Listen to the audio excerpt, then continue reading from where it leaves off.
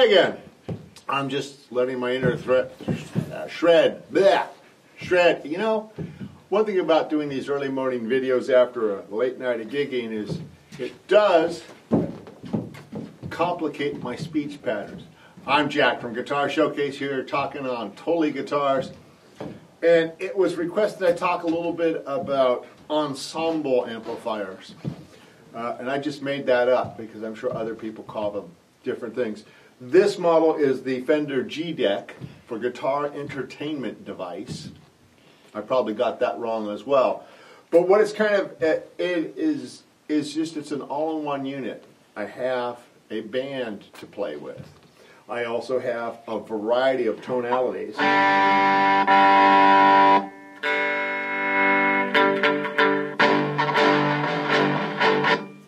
Pre-programmed, and if I did this right, we have a different style of music to play with.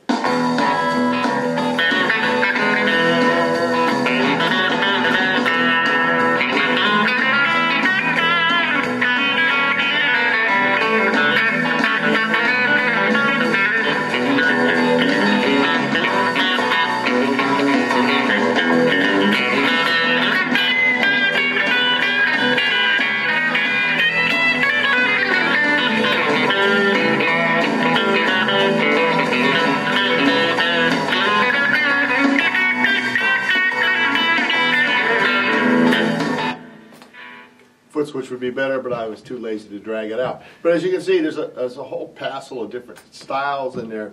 And what is really useful about an amplifier like this, particularly for the beginning guitar player, is you're practicing. And you're... Okay, when I want to make a mistake, I don't get to. But you're practicing this stuff, you know, I'll say.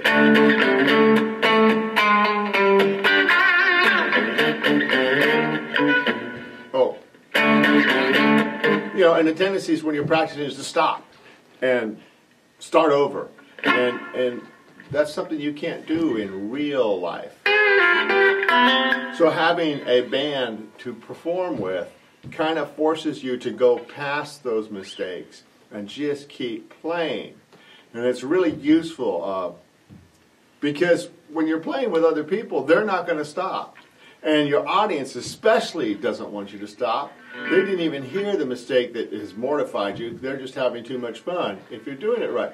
So practicing with a backing track is a really good thing to do. It also forces you to be in time, particularly if there's a song that has breaks in it.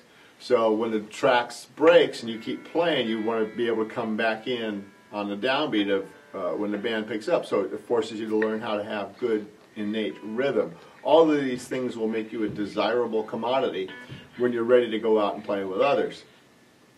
Another key feature of this amplifier, which I'm not going to demonstrate because silence doesn't look well on video, but it does have a headphone jack. So you can plug in your headphones and practice all hours of the night without bothering your roommates or your parents, depending on whether you're living at home or not.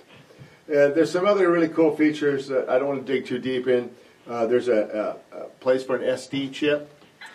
There is some recording capability here, so you can record with the backing tracks and take the SD chip out, put it in your computer, and send it to Grandma so she'll give you more money for a better guitar. Hopefully, or not. There's also a USB port. You can plug this device into your computer and manipulate a lot of the layers of modifications, changing the amount of chorus or flange, changing the delay time, all those different things that you can get to through this menu system are infinitely easier with the supplied editing software. So there's a lot of really cool things in here.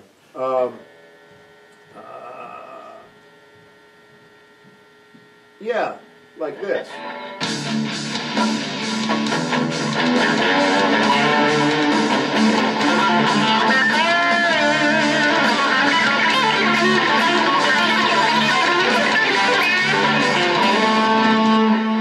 Or maybe this.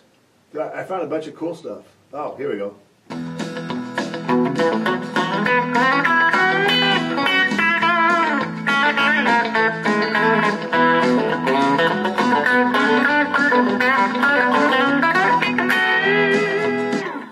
So, all styles. You know, we got both musics, country and western on this thing.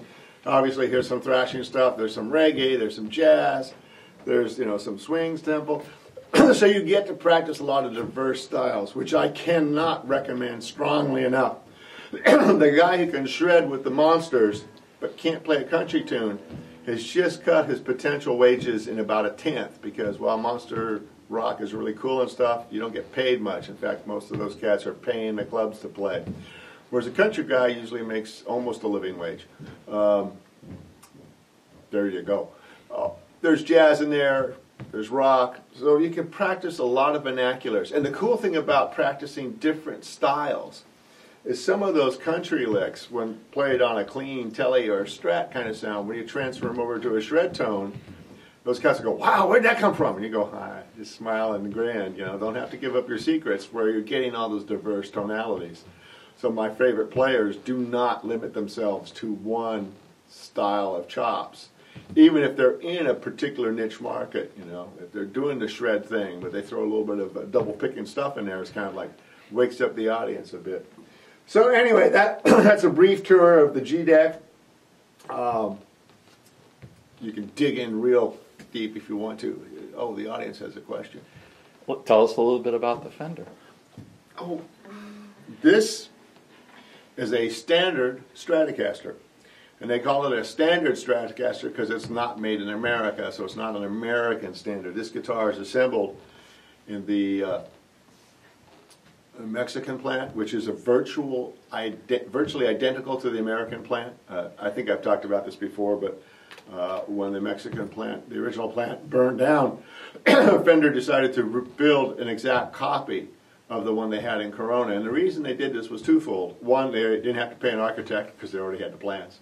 But more importantly, because the plants were identical, if they needed more production capability, if they needed to have more people working on a certain project, because the plants and the tools were identical, they could take some of the workers from the Mexican plant and bring them up to Corona. If they needed to build more American guitars, they could take some of the Americans from Corona down to the Mexican plant if they needed to build more Mexican guitars.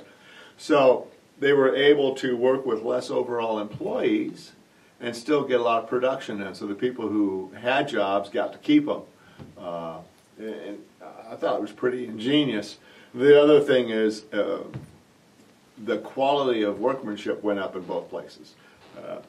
Fender's doing amazing work, but this is just your basic Stratocaster, triple pickups, the original Stamps tailpiece, rosewood fretboard. It's got the nice chrome shallers. Just a basic guitar. You can make a lot of money with this. And you find me talking often about making money. And that's not entirely an altruistic statement. I really don't care how much money you make. But it's good for you to make money so you can buy guitars from people like me. So there you go. I am yet a greedy person. Not really. I care that you get a guitar you're going to love. And this is a guitar that for a starting out player is a high quality instrument. You can go out and gig and make lots of money. If you never get a better guitar, nobody's going to care except for you. But the cool thing about it is when you do get that better guitar, this becomes an incredibly able backup piece. That what I mean by a backup piece, I've talked about this before, but it cannot be reiterated enough. Backup piece, you break a string like I did last night. I reached over and grabbed the next guitar and just continued the song and finished the set. Didn't have to break the momentum at all. So it's nice to have a quality instrument such as the standard Stratocaster to back up to your custom shop, which is exactly what I carry. So there you have it. No, street price, they're like $500. You know, okay, oh, that's a lot of money. No, it's not. $500 in 1972 was a lot of money, because it would take you a year to get that. But now at minimum wage is less than a month. So, yeah, relatively speaking, not a lot of money. Go flip those burgers, buy a Stratocaster. The girls will love it. So will the guys, depending on if you're a girl or a guy playing. Jack at Guitar Showcase for Totally Guitars. I'm going to go finish my coffee.